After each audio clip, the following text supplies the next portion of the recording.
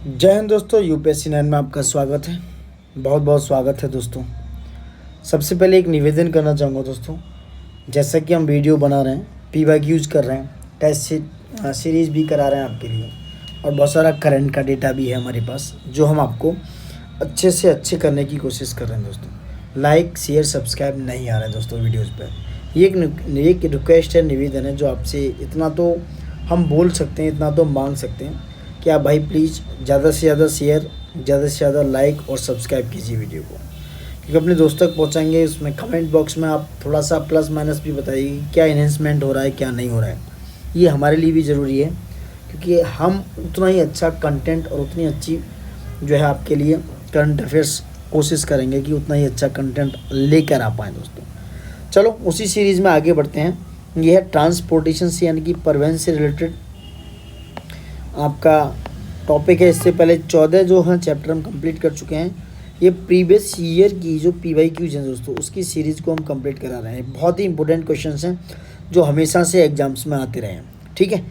उसी सीरीज़ में है ये सड़क परिवहन से रिलेटेड क्वेश्चंस। पहला क्वेश्चन है कि निम्नलिखित राज्यों को उनके राष्ट्रीय राजमार्ग यानी कि नेशनल हाईवे की एमआई के आधार पर उसकी लेंथ क्या है, अवरोही क्रम में लगाना है, यानी कि उसको डिसेंडिंग ऑर्डर में लगाना है कि किस राज्य की लंबाई सबसे ज़्यादा है, फिर उसकी कम, फिर उसकी कम।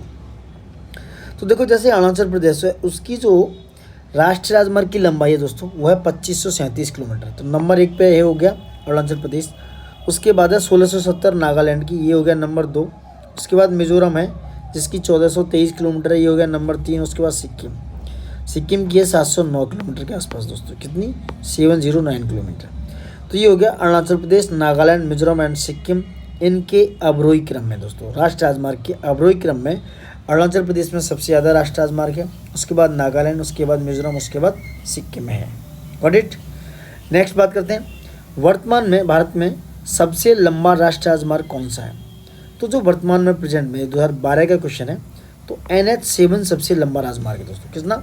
NH7, जिसकी लंबाई है 2369 यानी कि 2369 किलोमीटर इसकी लंबाई है, जो सबसे लंबा राजमार्ग है दोस्तों। कितनी है? 2369 इसकी लंबाई है, दो सबसे लंबा राजमार्ग है दोस्तों, ठीक है। अभी देखा जाए आंकड़ों के हिसाब से, तो नेशनल हाईवे जो 27 है, जिसकी लंबाई इस समय 4112.62 किलोमीटर है दोस्तों। कितनी? 4112.62 किलोमीटर बताई जा रही है। और यह राष्ट्रीय राजमार्ग पूर्व से पश्चिम तक अगर देखा जाए तो ईस्ट से वेस्ट की साइड में यहाँ तक करीब 7 राज्यों से गुजरता है। कौन कौन से? गुजरात है, राजस्थान, मध्य प्रदेश, उत्तर प्रदेश, बिहार, पश्चिम बंगाल और आसाम से दोस्तों। और वाराणसी को कन्याकुमारी से जोड़ने वाला राजमार्ग ग्रेट डेक्कन राजपथ कहलाता है। जो राजमार्ग वाराणसी को किससे जोड़ता है? कन्याकुमारी से जोड़ता है, वो राजमार्ग ग्रेट डेक्कन राजपथ कहलाता है दोस्तों। Got it. अब नेक्स्ट क्वेश्चन नीचे, वाराणसी को कन्याकुमारी से जोड़ने वाला ग्रेट डेक्कन राजपथ गुजरता है दोस्तों। वाराणसी से कन्याकुमारी को जोड़ने वाला राजपथ रायपुर, विजयवाड़ा, चेन्नई, हैदराबाद, ये इनमें से किस में से गुजरता है? तो ग्रेट डेक्कन राजपथ दोस्तों हैदराबाद से गुजरता है। इंपॉर्टेंट क्वेश्चन है, हैदराबाद यूपीपीसीएस की ऑप्शनल ज्योग्राफी में आया हुआ है। तो जो ग्रेट डेक्कन राजपथ है वो हैदराबाद से होकर गुजरता है दोस्तों। नेक्स्ट क्वेश्चन बात कर लेते हैं, निम्नलिखित राज्यों में से कौन सड़क की लंबाई में भारत में प्रथम पायदान पर है, यानी कि सड़कों की लंबाई के मामले में जो नंबर 1 पर है दोस्तों, वो है आपका महाराष्ट्र। कौन है? महाराष्ट्र। सड़कों की लंबाई के मामले में भारत में महाराष्ट्र प्रथम स्थान पर है, इसकी नंबर 1 रैंक है। उसके बाद क्रमशः नंबर 2 पर उत्तर प्रदेश, नंबर 3 पर राजस्थान और नंबर 4 पर मध्य प्रदेश का स्थान आता है दोस्तों। याद रखना, नंबर 1 पे महाराष्ट्र है आपका, नंबर 2 पे आपका उत्तर प्रदेश, नंबर 3 पे आपका राजस्थान, नंबर 4 पे आपका मध्य प्रदेश का स्थान आता है। Next question is very important, Bharat का स्वर्णिम चतुर्भुज परियोजना जोड़ती है, यानी कि जो स्वर्णिम इस तरीके से है, चतुर्भुज योजना जो जोड़ेगी, जो परियोजना किससे किसको जोड़ेगी दोस्तों। तो ये दिल्ली, मुंबई, चेन्नई और कोलकाता को जोड़ती है दोस्तों। किसको? दिल्ली, मुंबई, चेन्नई और कोलकाता को ये जोड़ती है, स्वर्णिम चतुर्भुज परियोजना दोस्तों, ठीक है। जिसकी जो लंबाई है दोस्तों वो कितनी है? 5846 किलोमीटर। और ये 31 मार्च 2018 के अनुसार 4 या 6 लेन वाली सड़कों से पूर्ण रूप से परिवर्तित किया जा चुका है दोस्तों। ये डेटा है, factual data is very important, याद रखना दोस्तों, ठीक है। अब आगे बढ़ते हैं, भारत में निम्नलिखित में से कौन सा नगर स्वर्णिम चतुर्भुज सड़क रेखा जाल में अवस्थित नहीं है। क्वेश्चंस को बारीकी से पढ़ना भी एक कला है।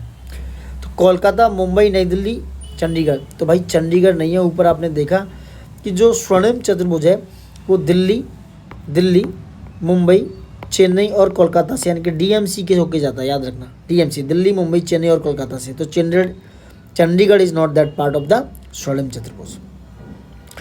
भारतीय पर्यटन के स्वर्णिम चतुर्भुज में सम्मिलित शहर है, जो सम्मिलित शहर हैं दोस्तों, तो आगरा, दिल्ली तथा जयपुर। कौन से? आगरा, दिल्ली तथा जयपुर।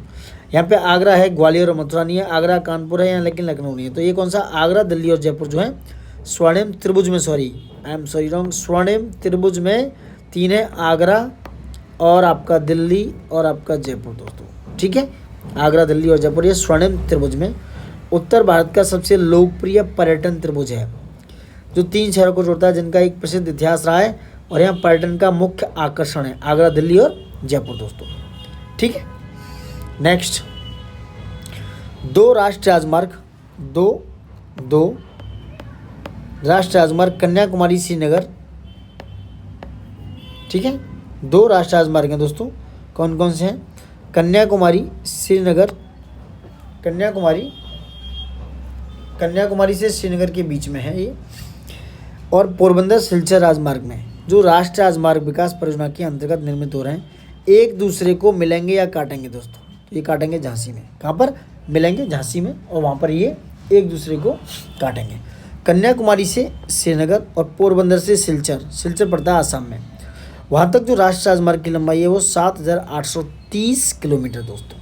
ठीक है, कन्याकुमारी से श्रीनगर है ये 3717 और पोरबंदर से सिलचर है 4112 है। ठीक है, जो NH77 पे पड़ती थी, ऊपर देखते हैं NH77 पे, सॉरी NH27 था, NH27 की लंबाई है ये। तो कन्याकुमारी से श्रीनगर को उत्तर दक्षिण गलियारा दोस्तों, कौन सा? उत्तर, नॉर्थ साउथ, उत्तर दक्षिण गलियारा भी कहा जाता है। इसके प्रमुख शहर होकर जाएंगे जम्मू, जालंधर, दिल्ली, आगरा, ग्वालियर, झांसी, नागपुर, हैदराबाद, बेंगलुरु। और पोरबंदर से सिलचर ये पूर्व पश्चिम दोस्तों, क्या है? ईस्ट वेस्ट गलियारा बोला जाता है इसको। ठीक है, यहाँ प्रमुख शहरों से होकर जाएगा राजकोट, उदयपुर, शिवपुरी, झांसी, कानपुर, लखनऊ, गोरखपुर, मुजफ्फरनगर, पूर्णिया और गुवाहाटी। समझ रहे हैं? तो दोनों राष्ट्रीय राजमार्ग दोस्तों एक दूसरे को कहाँ पर काटेंगे? झांसी में। कहाँ पर? ये एक दूसरे को झांसी में काटेंगे, झांसी में मिलेंगे। Is very important. कितनी बार देखो क्वेश्चन आया, देख सकते हो आप। नेक्स्ट है, निम्नलिखित में से किस राज्य में राष्ट्रीय राजमार्गों की लंबाई सर्वाधिक है? अभी ऊपर बात की थी, उत्तर प्रदेश। नंबर 2 पे है उत्तर प्रदेश, बट महाराष्ट्र ऑप्शन में नहीं है, तो नंबर 2 पे क्या आ गया? उत्तर प्रदेश। महाराष्ट्र पे सबसे ज़्यादा है 18,317 किलोमीटर, उत्तर प्रदेश 12,445 और 10,350 के बाद राजस्थान नंबर 3 पे है और मध्य प्रदेश नंबर 4 और गुजरात 5 पे, याद रखना। ठीक है दोस्तों, नेक्स्ट बात करते हैं। राष्ट्रीय राजमार्ग विकास परियोजना से संबंधित निम्न कथनों में से कौन सही है? सही उत्तर का चयन कीजिए, कोट को आंसर दीजिए। ये क्या है? ये दिल्ली, मुंबई एवं कोलकाता को जोड़ता है दोस्तों। ये दिल्ली, मुंबई एवं कोलकाता को जोड़ता है, यही बात गलत होगी दोस्तों। ये दिल्ली, मुंबई, कोलकाता और चेन्नई को भी जोड़ता है। किसको? चेन्नई को भी ये जोड़ता है दोस्तों, चेन्नई को भी जोड़ता है। सो फर्स्ट रॉन्ग हो गया। फर्स्ट रॉन्ग होने की वजह से ये एलिमिनेट। अब बचे 2 और 2 और 4। इसकी कुल लंबाई 5846 किलोमीटर है। इसकी कुल लंबाई 5046 किलोमीटर है। पूर्व पश्चिम गलियारा सिलचर से पोरबंदर को जोड़ता है। उत्तर दक्षिण गलियारा से श्रीनगर, कन्याकुमारी को जोड़ता है। और जो उत्तर दक्षिण गलियारा है वो श्रीनगर, कन्याकुमारी को जोड़ता है। पूर्व पश्चिम गलियारा सिलचर को द्वारका से जोड़ रहा है दोस्तों। किससे? सिलचर को द्वारका से नहीं, सिलचर से पोरबंदर को दोस्तों। किसको? पोरबंदर को जोड़ रहा है दोस्तों, पोरबंदर को जोड़ रहा है, पोरबंदर को जोड़ रहा है ये, सिलचर से द्वारका को नहीं जोड़ रहा है। सो 2 और 3 is the right answer and 2 और 3 राइट होने से 2 और 3 is the right answer. B is the right answer regarding this. Got it? Next आते हैं। भारत के निम्नलिखित राज्यों में से किसकी प्रांतीय राजमार्गों की सकल लंबाई सबसे अधिक है? महाराष्ट्र, ऊपर बात कर चुके हैं, आप पढ़ना चाहो तो पढ़ लेना दोस्तों।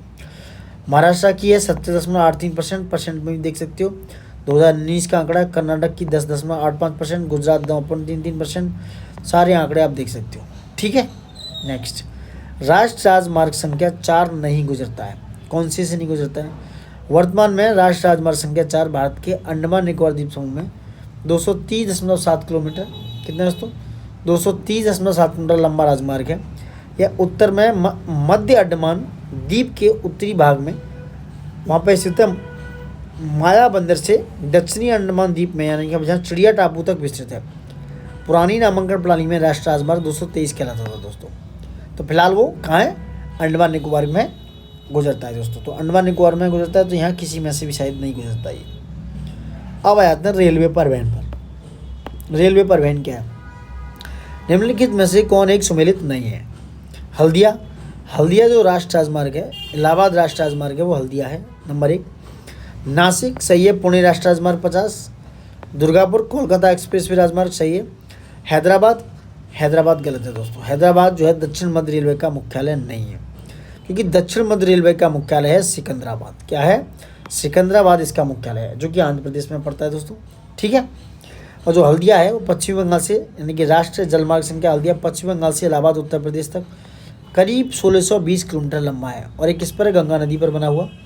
इसके अलावा राष्ट्रीय राजमार्ग जलमार्ग जो 2 है, जो राष्ट्रीय जलमार्ग 2 है, वो सदिया से धुबरी तक दोस्तों, सदिया से धुबरी तक ब्रह्मपुत्र नदी पर 891 किलोमीटर, सदिया से धुबरी हो गया।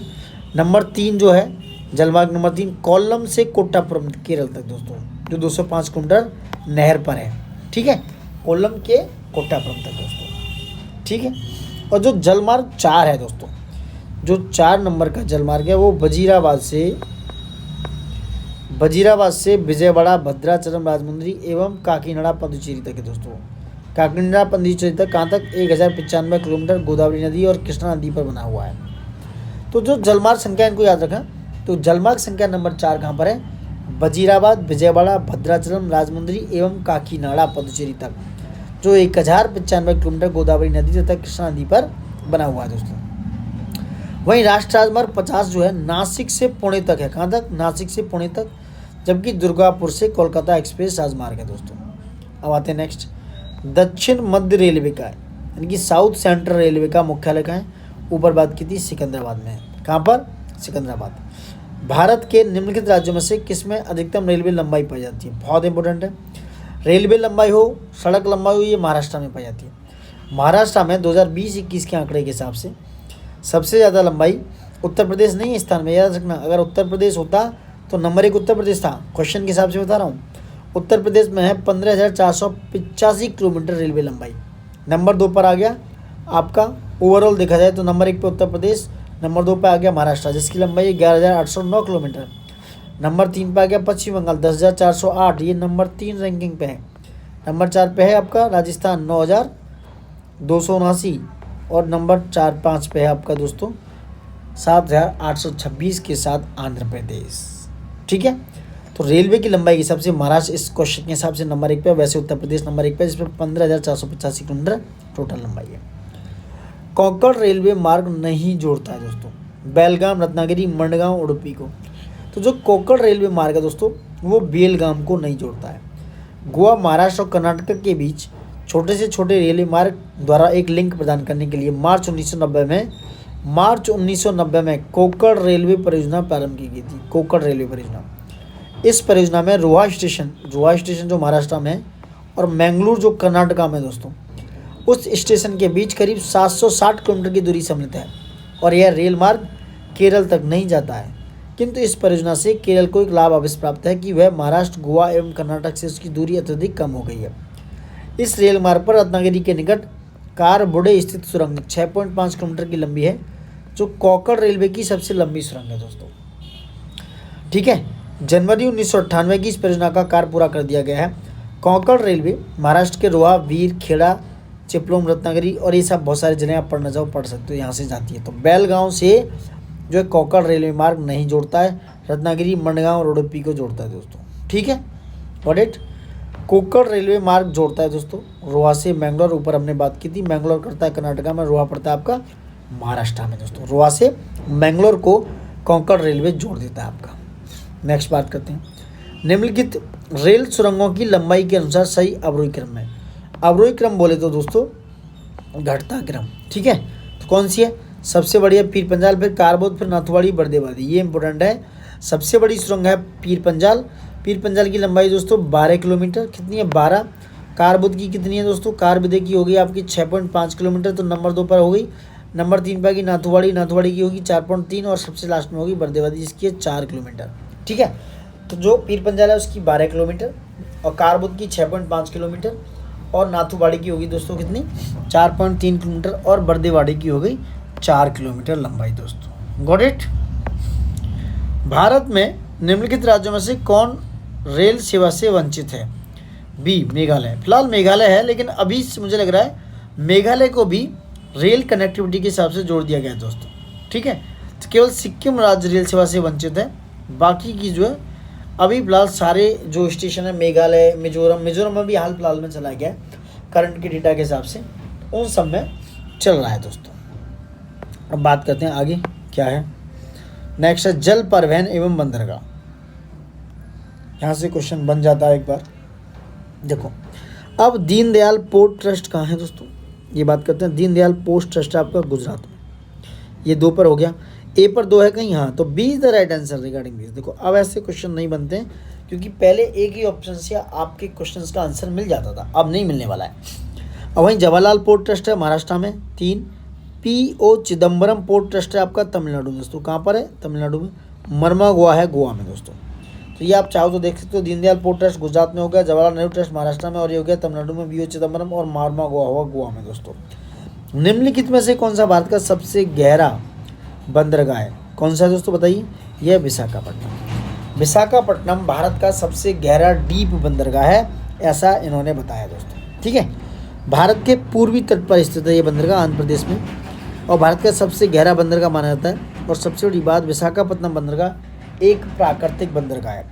कैसा है? नेचुरल। 2 तरीके के हैं, कृत्रिम बंदरगाह और प्राकृतिक बंदरगाह। तो ये कैसा है? प्राकृतिक। तथा ये जहाज़ों के निर्माण और मरम्मत के लिए प्रसिद्ध है। कोलकाता जो बंदरगाह है पश्चिमी बंगाल में हुगली नदी पर बना है दोस्तों। ठीक है, गॉट इट। नेक्स्ट आते हैं अब। भारत का कोयले को संचालित करने वाला 12वां प्रमुख पत्तन विकसित हो रहा है दोस्तों। कौन सा रहा? चेन्नई के समीप में, तमिलनाडु में, बंगाल की खाड़ी के तट पर, चेन्नई के निकट स्थित एन्नौर। एन्नौर जो है भारत का 12वां बंदरगाह बन चुका है। देखो, अभी 13वां बंदरगाह बन चुका है, 13वां मेजर बंदरगाह, बड़ा बंदरगाह बना है। कहाँ पे? अंडमान निकोबार में, गैलथिया भी में दोस्तों। याद रखना, वहाँ पे 13वां बंदरगाह बन चुका है। ये भारत में 12वां बंदरगाह था एन्नौर। 13वां कौन सा है? जो 13वां है वो है आपका, टोटल 13 हैं, 13वां है आपका अंडमान निकोबार दोस्तों, जहाँ से कोयले का संचालन होता है। एन्नौर देश का प्रथम निगमित एवं सैटेलाइट बंदरगाह है।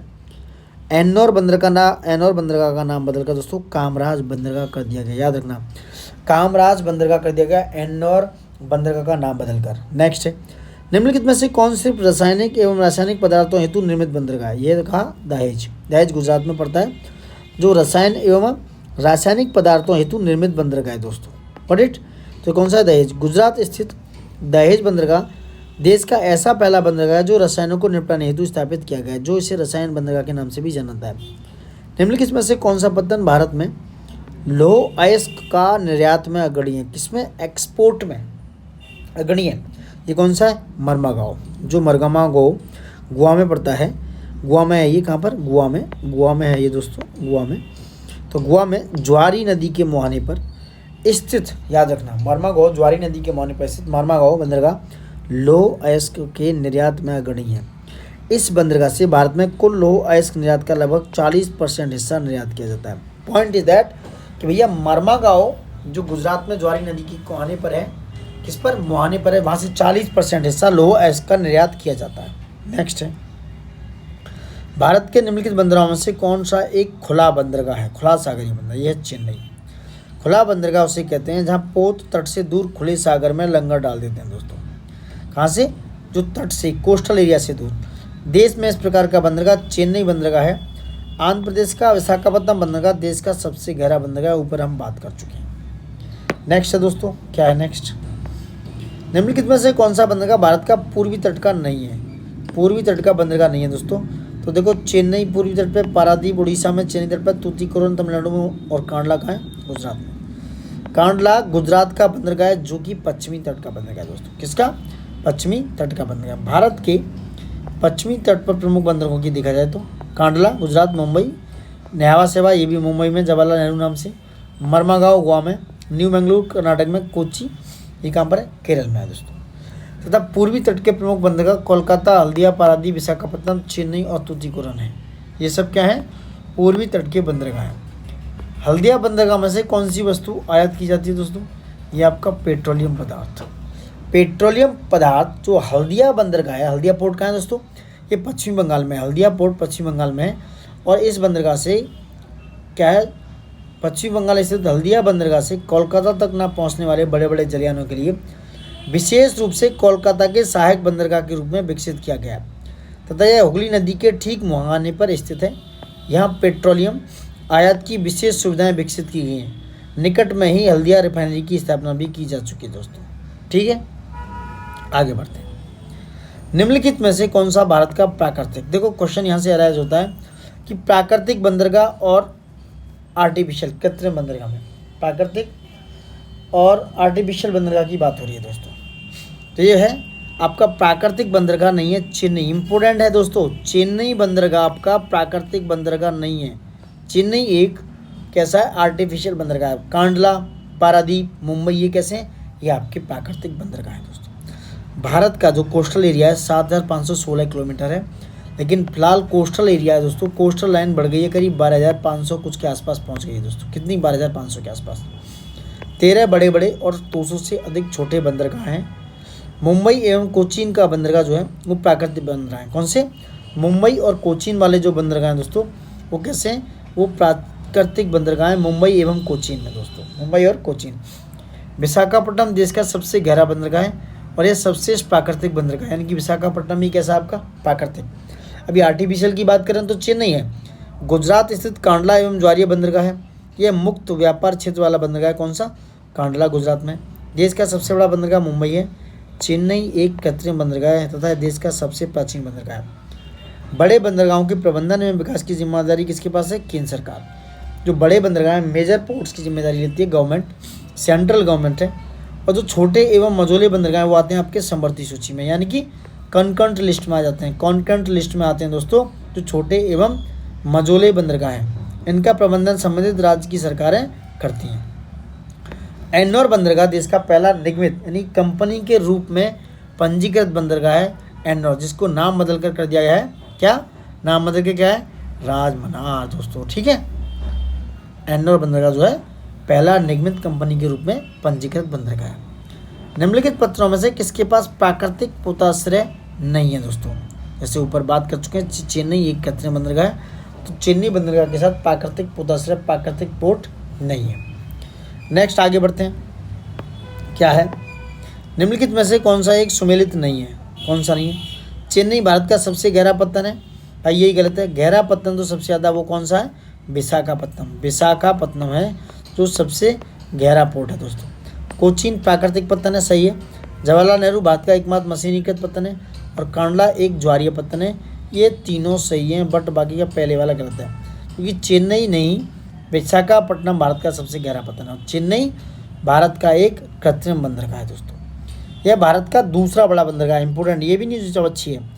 विशाखापट्टनम के बाद यह भारत का दूसरा बड़ा बंदरगाह है, बट ये कृत्रिम बंदरगाह है। सबसे पुराना कृत्रिम बंदरगाह है चेन्नई, बट विशाखापट्टनम सबसे गहरा और उसके बाद दूसरा बड़ा बंदरगाह चेन्नई, और यह कृत्रिम बंदरगाह है।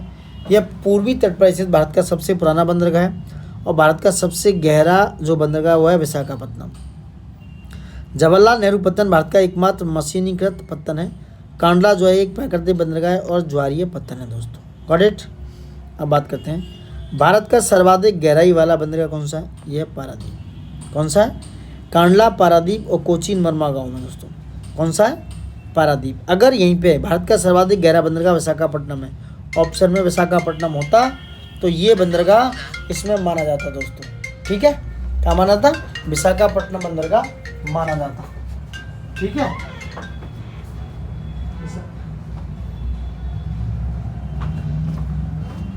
ठीक है। अब आते हैं कौन सा कथन सही है। हल्दिया उड़ीसा में है, सही है। पारादीप पश्चिम बंगाल में, नहीं गलत है। हल्दिया उड़ीसा में कहाँ भाई? हल्दिया पश्चिम बंगाल में, पारादीप उड़ीसा में, एक्सचेंज हो गया। कांडला गुजरात में, यही सही है। मरमागांव गोवा में दोस्तों।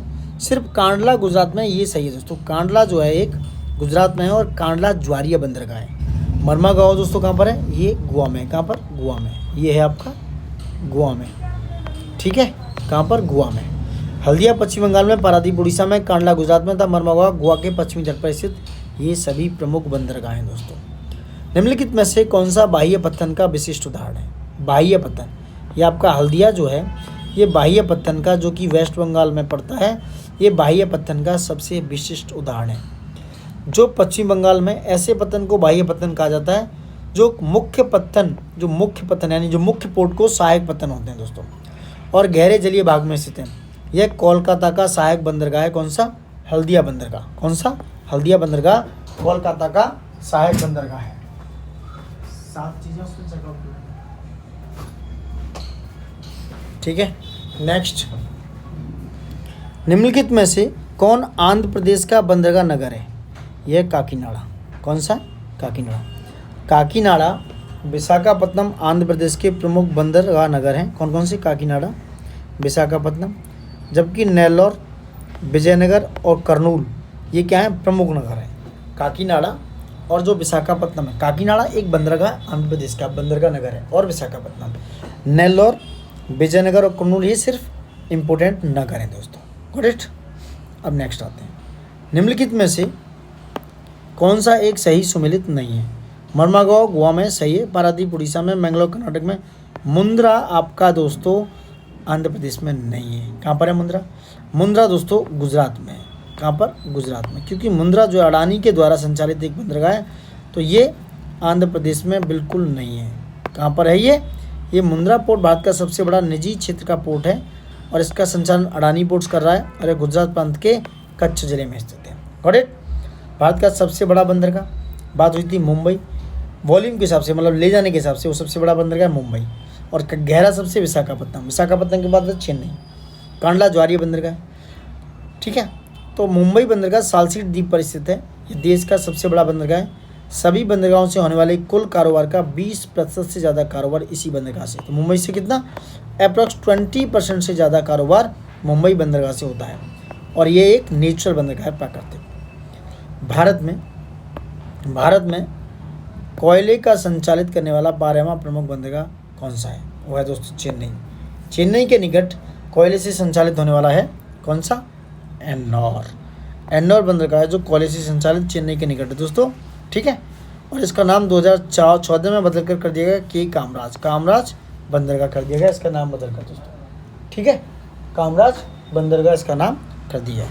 नेक्स्ट, निम्नलिखित में से कौन सा एक बंदरगाह कच्छ की खाड़ी पर स्थित है। यह आपका कांडला, गुजरात राज्य में स्थित कांडला बंदरगाह कच्छ की खाड़ी में स्थित है, और एक ज्वारीय बंदरगाह है। हल्दिया जो है बंदरगाह बंगाल की खाड़ी कलकत्ता में। मुंबई व कोचीन बंदरगाह प्राकृतिक बंदरगाह है। विशाखापत्तनम देश का सबसे गहरा बंदरगाह है, ठीक है। वहीं पूर्वी तट के बंदरगाहों में चेन्नई सबसे प्राचीन बंदरगाह है दोस्तों। Got it. नेक्स्ट बात करते हैं, वर्तमान मुंबई बंदरगाह के दबाव को कम करने के लिए कौन सा पत्तन का निर्माण किया जा रहा है। यह है नावा सेवा पत्तन दोस्तों। नावा सेवा यानी कि जवाहरलाल नेहरू पत्तन, ठीक है, जिसका उपयोग किया जा रहा है वह है नावा सेवा। जवाहरलाल नेहरू पोर्ट पत्तन, जो कि नावा सेवा पत्तन के नाम से भी जाना जाता है, अरब सागर के तट पर दक्षिणी मुंबई में स्थित है। कहाँ पर, दक्षिणी मुंबई में। इसका नामकरण यहीं पर स्थित नावा और सेवा नामक 2 गाँव पर दिया गया है। लगभग कितना, 2500 एकड़ में है, और 1965 में ही मुंबई बंदरगाह के दबाव को कम करने हेतु ये योजना बनाई गई थी दोस्तों, और इसका उद्घाटन किया गया 26 मई 1989 को, ठीक है। जवाहरलाल नेहरू पत्तन एक अनुषंगी पत्तन है मुंबई का दोस्तों, जैसे ऊपर बात हुई है।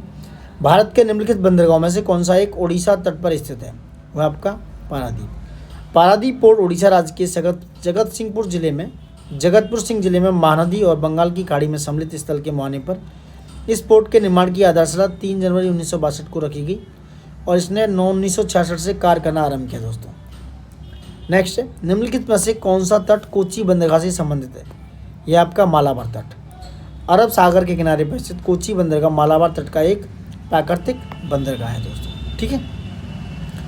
कृष्णापट्टनम बंदरगाह, कौन सा, कृष्णापट्टनम बंदरगाह के संबंधन से निम्नलिखित राज्यों में से कौन सा सर्वाधिक लाभान्वित है। तो कृष्णापट्टनम जो बंदरगाह है उससे दोस्तों आंध्र प्रदेश सबसे ज़्यादा लाभान्वित होने वाला राज्य है दोस्तों। कौन सा, आंध्र प्रदेश। कृष्णापट्टनम बंदरगाह के संवर्धन में सर्वाधिक लाभ आंध्र प्रदेश को होगा दोस्तों। और यह बंदरगाह जो है समुद्र तटीय भाग के गहरे पानी में विकसित किया गया है, गहरे पानी में, जो अंतर्राष्ट्रीय व्यापार की मांगों को सहजता से पूरा कर सकेगा। 3 चरण में इसका विकास हुआ।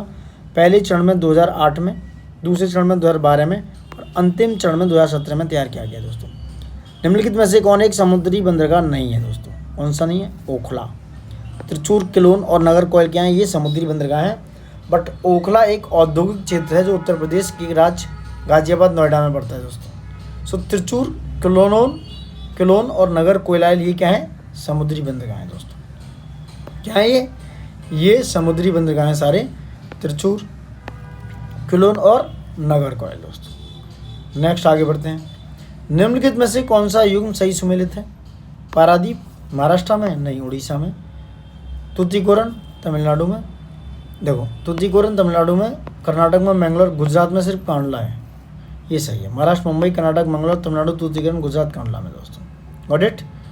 अब उत्तर से दक्षिण की अवस्थिति के आधार पर आपको नॉर्थ से, यानी कि नॉर्थ से साउथ की तरफ लगाने भारत के निम्नलिखित पत्तनों को व्यवस्थित करना है। बताइए कौन सा है? सबसे पहले आएगा मुंबई में नावा सेवा, ठीक है। उसके बाद आएगा न्यू मैंगलोर कर्नाटक में। उसके बाद आएगा, नहीं दोस्तों, पहले आएगा नावा सेवा, उसके बाद आएगा मुर्मागांव, गोवा में पड़ता है ये। उसके बाद ये आएगा कर्नाटक में, उसके बाद कोच्चि केरल में। तो 4, 2, 3 1 is the right answer. B is the right answer. आप देख सकते हैं पश्चिमी तट पर स्थित बंदरगाह को देखते हो, सारे बंदरगाह दे रखे हैं यहाँ पर। उत्तर से दक्षिण कांडला है, मुंबई, नावा सेवा, मुर्मागांव, न्यू मैंगलोर, कोच्चि, केरल, पूरी तट पर बसे बंदरगाह हो गई ये सब, एन्नौर, चेन्नई, ठीक है। अब ऑप्शन बताइए कि एन्नौर का क्या नाम बदला गया है दोस्तों। अब पत्तन जहाँ पर एलजी टर्मिनल नहीं है दोस्तों, कौन सा पत्तन है जहाँ पर एलजी टर्मिनल नहीं है? वो है कांडला।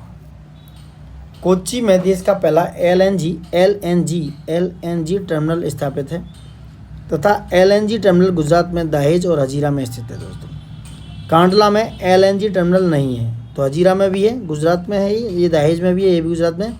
बाकी जो कांडला है ये भी गुजरात में, बट इसमें एलएनजी टर्मिनल नहीं स्थापित किया गया दोस्तों, इसमें कांडला में। अब आते हैं अंतर्राष्ट्रीय जल परिवहन पे, क्या है ये भी इम्पोर्टेंट है। निम्नलिखित में से कौन राष्ट्रीय राजमार्ग की तरह प्रयुक्त हो रहा है दोस्तों? कौन हो रहा है? हल्दिया एवं इलाहाबाद के मध्य जो गंगा है, जो नेशनल वाटरवे फर्स्ट है, वो यूज़ हो रहा है दोस्तों। वर्तमान में भारत में कुल 111 राष्ट्रीय राजमार्ग अस्तित्व में हैं। 2016 में 106 जलमार्गों को राष्ट्रीय जलमार्ग घोषित करने की बाद अब संख्या हो गई 111। हल्दिया से इलाहाबाद राष्ट्रीय राजमार्ग की लंबाई आंतरिक मामला क्या है देखते हैं। यह नेशनल वाटरवे फर्स्ट, इलाहाबाद से हल्दिया तक। नेशनल वाटरवे 2 सदिया से धुरवी, याद रखना। और नेशनल नंबर 3 है कोल्लम से कोट्टापुरम तक। नंबर 4 है वजीराबाद, विजयवाड़ा, भद्राचलम, राजमुंद्री एवं काकिनाडा एवं पुदुचेरी तक। नंबर 5 है तलचर, धमरा, जीवनकली, चरबतिया, धामरा, मंगलीगढ़ी और पारादीप तक। तो ये 5 राष्ट्रीय राजमार्ग हैं जो इस समय हल्दिया से इलाहाबाद राष्ट्रीय राजमार्ग के साथ साथ काम कर रहे हैं दोस्तों। इज़ वेरी इंपॉर्टेंट, 5 को याद रखना। नेक्स्ट है, गंगा नदी के निम्नलिखित में से किस भाग को राष्ट्रीय जलमार्ग घोषित किया गया है? ये आपका प्रयागराज से हल्दिया तक, ठीक है। राष्ट्रीय राजमार्ग दल संख्या 1 को जोड़ता है दोस्तों, इलाहाबाद से हल्दिया को जोड़ता है। A is the right answer regarding this. Got it. Next आते हैं 51 पे, क्या है? निम्नलिखित में से देश का सबसे लंबा आंतरिक जलमार्ग कौन सा है? ये हो गया आपका इलाहाबाद हल्दिया, जैसे ऊपर बात कर रहे थे। उसके बाद है सदिया धुबरी, नंबर 2 पर। ये नंबर 1, ये नंबर 2। निम्नलिखित कथनों पर विचार करना है और कूट के हिसाब से बताना है। भारत में अंतर्देशीय जलमार्ग को पर्याप्त विकास नहीं है, बात बहुत कायदे की है।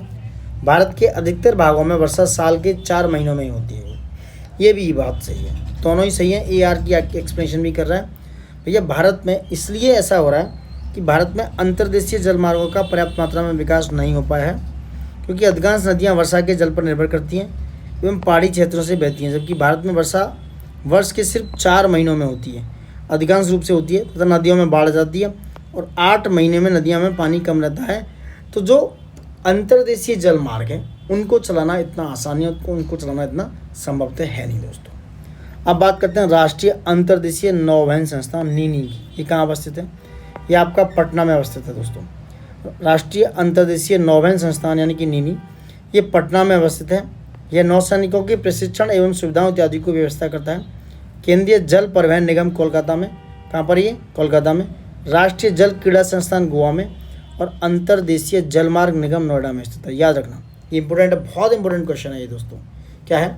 राष्ट्रीय अंतर्देशीय नौवहन निगम पटना में सैनिकों के नौसैनिक जो होते हैं उनके प्रशिक्षण एवं सुविधाओं इत्यादि की व्यवस्था करता है। केंद्रीय जल परिवहन निगम ये कोलकाता, और राष्ट्रीय जल क्रीड़ा संस्थान ये गोवा, और अंतर्देशीय जलमार्ग निगम ये है नोएडा में दोस्तों। Got it? अब आ गया था, देखो आगे अब ह्यूमन रेसेस की बात है, केरिया और ये जो वहाँ की ट्राइब्स हैं उन पर बात करेंगे। यहाँ तक था वीडियो कंप्लीट कर चुके हैं दोस्तों। इज़ वेरी वेरी इंपॉर्टेंट, और सबसे ज़रूरी बात मैं यही कहूँगा कि आप प्लीज़ गाइस लाइक और शेयर नहीं कर रहे हैं, लाइक ज़्यादा से ज़्यादा कीजिए, इसको ज़्यादा से ज़्यादा शेयर कीजिए, और प्लीज़ सब्सक्राइब भी कीजिए, क्योंकि आप करेंगे तो हमें भी मोटिवेशन मिलेगा। लाइक शेयर सब्सक्राइब करिए और ज़्यादा से ज़्यादा दोस्तों तक पहुँचाइए दोस्तों, जिससे हमें भी थोड़ा सा एनहेंसमेंट मिले। और बेहतर ये है कि ये जो आप PYQ कर रहे हैं दोस्तों, मैं गारंटी के साथ कह रहा हूँ, ये जो PYQ हैं आपके प्रीवियस ईयर क्वेश्चंस हैं, ये कहीं ना कहीं किसी ना किसी एग्जाम्स में आए हुए हैं। ये आपके एग्जाम्स की एक्यूरेसी को दोस्तों इतना बेहतर कर देंगे अगर हम इनको बार बार कर रहे हैं। सबसे ज़रूरी बात, प्रैक्टिस आप मल्टीपल टाइम करेंगे, प्रैक्टिस आप मल्टीपल टाइम करेंगे तभी आप बेहतर रिजल्ट ला पाएंगे। बेहतर रिजल्ट के लिए आपको बार बार प्रैक्टिस करनी पड़ेगी, बार बार अपने आप को साबित करने के लिए बार बार रिवीजन दोस्तों, रिवीजन बार बार करना पड़ेगा। अगर आप नहीं कर रहे हैं तो आप एग्ज़ाम से दूरी बना के रख सकते हैं, आप एग्ज़ाम से काफ़ी दूर हैं, तो इसलिए रिवीजन इतना कर सकते हैं करिए, और बार बार इसको रिवाइज कीजिएगा दोस्तों, ठीक है। और लाइक शेयर सब्सक्राइब प्लीज़ ज़रूर कीजिएगा, इससे रिक्वेस्ट दोस्तों। And thank you for watching it, and जय हिंद दोस्तों।